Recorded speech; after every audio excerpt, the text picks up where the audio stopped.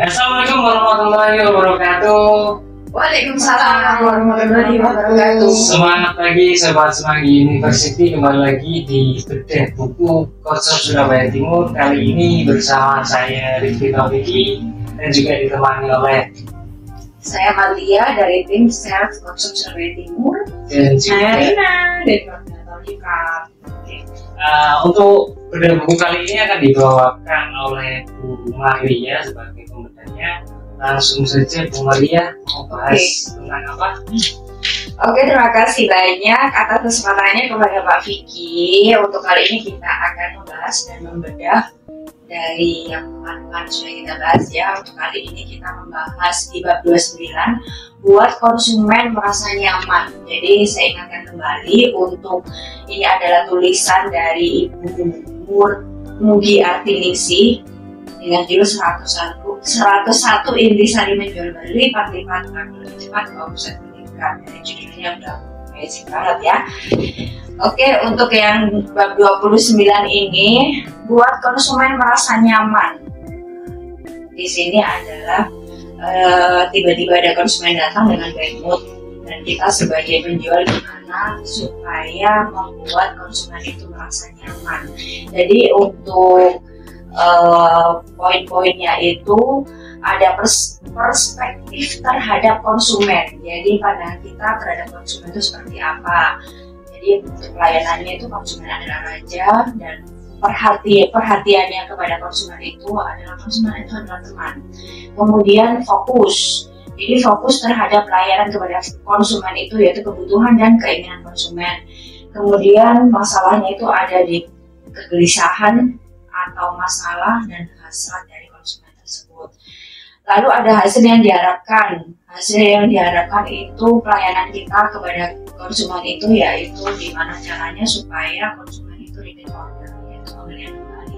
Kemudian rekomendasi. Jadi kalau bisa kita merekomendasikan kepada konsumen untuk bisa merekomendasikan ke teman-teman dari konsumen tersebut gitu. Dan yang terakhir adalah alat-alat manajemen gitu.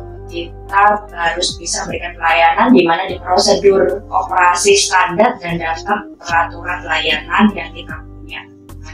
Kemudian yang harus kita perhatikan yaitu prinsip-prinsip yang berbasis nilai.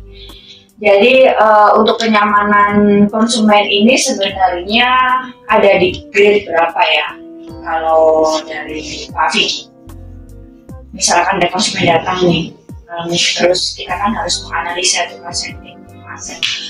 konsumen kita ini dia lagi bad mood atau enggak. Nah itu termasuk di grade berapa? Harus menganalisa itu tadi ya. Soalnya ini sih, kalau sepengalaman saya untuk membuat kenyamanan konsumen itu bukan hanya apalagi dia datang ketika bad mood ya. Ketika bad mood sudah pasti kita akan mengeluarkan effort yang lebih untuk membuat dia nyaman. Tapi kadang ketika dia lagi moodnya lagi baik, ketika pelayanan kita nggak baik ya, itu juga bisa membuat konsumen itu tidak nyaman juga kan gitu ya. Jadi kalau menurutku membuat kenyamanan konsumen itu adalah tahap awal ya, tahap awal untuk seorang sales dapat menjual barangnya atau dapat memberikan solusi terbaik buat konsumennya. Karena gini sih,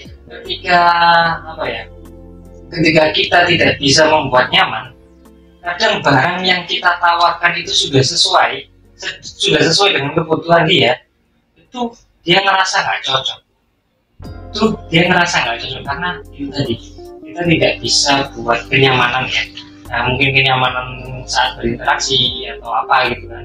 Tapi ketika kondisinya terbalik, ketika barang yang kita tawarkan itu tidak sesuai amat dengan barang yang dia butuhkan, tapi ketika dia sudah nyaman dengan kita, udah klop gitu, itu akan dibeli juga gitu. Makanya sampai sekarang itu aku masih meyakini bahwasanya orang membeli itu karena dia suka dengan penjualnya, bukan suka dengan barang. Jadi kenyamanan konsumen menurutku adalah tahap awal ya, atau fondasi awal untuk kita bisa menjual barang yang kita sesuai. Kalau Rina, pendapatnya? Ya sih, hampir sama sih kalau misalnya di break apa ya, kenyamanan untuk kita bisa dapat customer itu kenyamanan nomor sekian, nomor pertama lah paling kan. Sembari kalau kenyamanan itu kan kalau misalnya customer datang tiba-tiba terus dia bad mood kayak gitu kan, gimana caranya kita ngubah dia yang bad mood panas gitu kan di luar ya kan, udah udaranya panas ya kan, terus dia udah punya masalah kayak gitu kan, marah-marah terus kita yang kena omelan gitu kan, terus dengan kita menawarkan yang tidak sesuai dengan dia, wah tambah muntah lagi kayak gitu kan. Nah itu tuh memang dibutuhkan teknik yang khusus, makanya teman-teman sales itu bisa membaca karakteristik orang, ini moodnya bagus nggak ya kayak gitu. Kayaknya kok orangnya sudah dari tadi cemberut kayak gitu kan, ya sudah berarti kalau udah tipe kalau orang yang seperti itu datang ke kita, ya jangan sampai kita orang yang menentang gitu loh. Kan orang biasanya penjual itu kan harus pandai-pandai melihat si pembeli tadi. Kalau pembeli tadi itu moodnya sudah buruk, terus kita nawarin yang bukan kehendaknya dia, padahal punya datang ke sini mintanya A misalnya gitu dengan budget sekian misalnya seperti itu, tapi kita maksa untuk kita bisa sharing gitu nggak bisa. Nah itu kayaknya kok ya mustahil. Makanya kenapa kalau menurut aku sih kalau buat kenyamanan itu ada dua, di customer yang new atau customer yang reputation. Tapi semuanya itu pasti buat kita itu udah harus kayak bagaimana caranya bisa bikin customer itu nyaman sama kita. Setuju sih sama pendapatnya Pak Vicky, kalau misalnya case per case itu adalah penjualan kita itu berdampak dari apa yang kamu lakukan kayak gitu. Makanya kenapa engagement kita ke klien itu butuh, karena kan kita nggak tahu ya nanti tiba-tiba barang itu udah discontinue ya kan, orang sudah terpaku pakai itu. Tapi kalau misalnya kita nggak pakai engagement, itu kan orangnya udah pindah ke tempat lain. Tapi kalau misalnya kita pakai engagement kemudian kita edukasi, itu kan akan lebih membuka pintu gerbangnya, kayak ibaratnya hatinya ya benar, hatinya itu terketuk pelan-pelan, oh iya sih kan aku udah pernah ditolong sama Bu Marlia misalnya seperti itu, karena aku sudah pernah dikasih insight ini kayak gitu kan, dikasih pendapat ini dan ternyata sudah bagus nih solusinya kayak gitu. Nah ketika kita menawarkan produk baru itu 99% pasti deal lah, pasti kayak gitu, meskipun ya mungkin babi bunya adalah harga yang mungkin selisihnya jauh lebih tinggi dan sebagainya, tapi kan itu kalau misalnya secara nominal bisa diatur lah. Tapi kalau sudah ada pendekatan kan paling tidak ordal ya, kita jalurnya orang dalam kayak gitu sih. Tapi itu juga pasti ada tekniknya tersendiri ya Bu Rina. Karena kan tadi kan kita bahas bentuknya konsumen ya.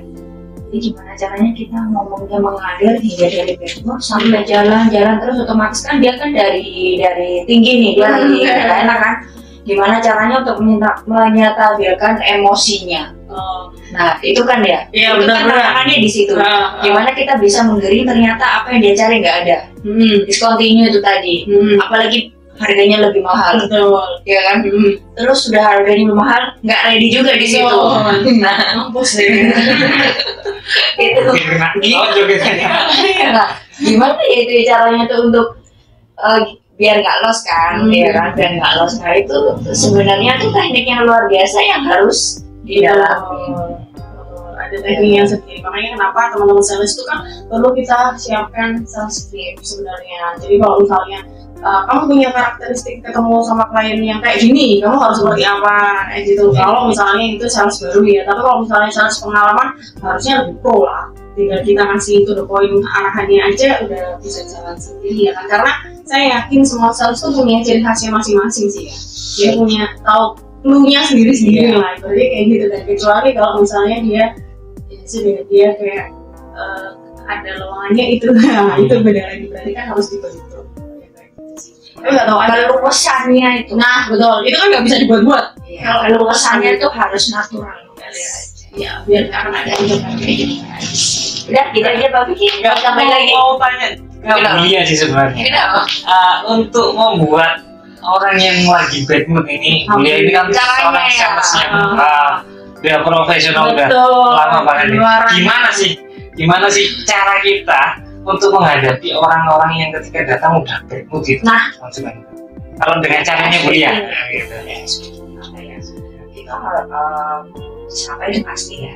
Apalagi kalau emosinya udah keluar, terus kita tahu nih jalanan gak macet ya, orangnya udah dia butuh. Terus datang gitu kan, wah ini apa ini?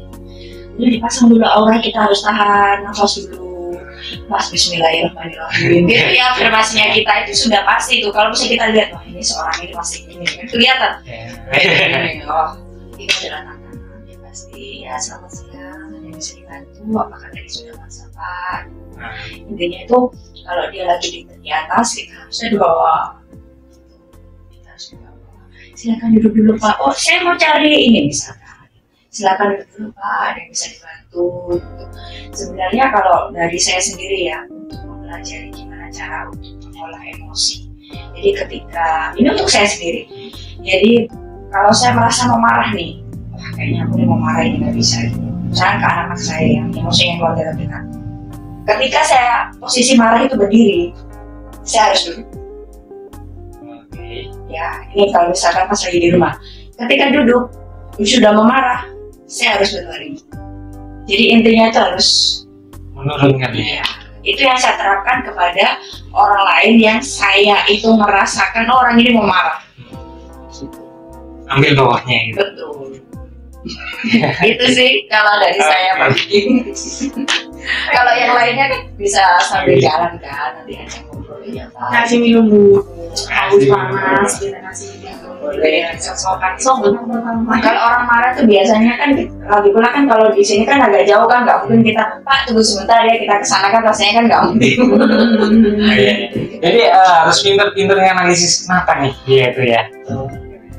Tapi biasanya kalau sudah tahu apakah dengan cara, biasanya kadang ada orang pakai cara ini loh. Apakah sampai juga pernah memakai cara itu atau enggak ya, pertanyaan saya. Jadi kayak ada orang lagi emosi nih, jalannya macet, panas gitu contohnya ini seperti itu. Terus kadang itu ada orang yang berpura-pura mengalami kendala yang sama, biar dia itu satu apa ya? Oh, satu frekuensi, kena masalah yang sama untuk sama-sama macetnya gitu. Iya, jadi dia semacam provokator gitu ya. bukan provokator sih, kayak lebih pro. Ini ya, oke. Biasanya dengan cara itu, apakah pernah pakai cara yang seperti itu juga itu? Oh, jadi ngikutin emosinya si maksudnya lawan bicara gitu ya, kan mengikuti itu. Iya betul seperti itu Pak.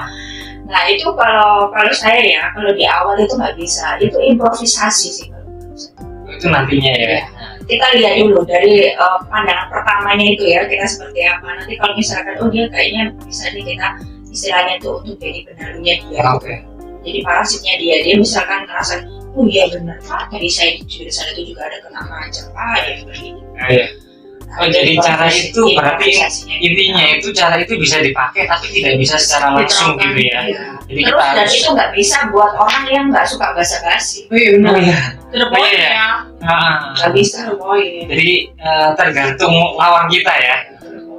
Tergantung lawan kita, akhirnya kita bisa menentukan. Itu iya benar Mbak, di sana gitu ada orang dia cuma diem aja. Jadi feedbacknya apa kalau dia diem aja berarti dia. Oke. Berarti nggak bisa masuk. Nggak bisa pakai cara itu ya berarti ya. Oke. Nggak bisa masuk aja sih. Ya mungkin cukup dari Bu Rina. Cukup ya. Luar biasa sekali. Yang kita bahas hari ini banyak cara-cara ya. Banyak orang, semakin banyak orang yang kita temui, semakin banyak pengalaman kita. Karena untuk menghadapi seseorang, setiap orang itu berbeda-beda. Jadi jangan pernah takut, hadapi aja. Hal-hal baru, karakter yang baru itu pasti lah.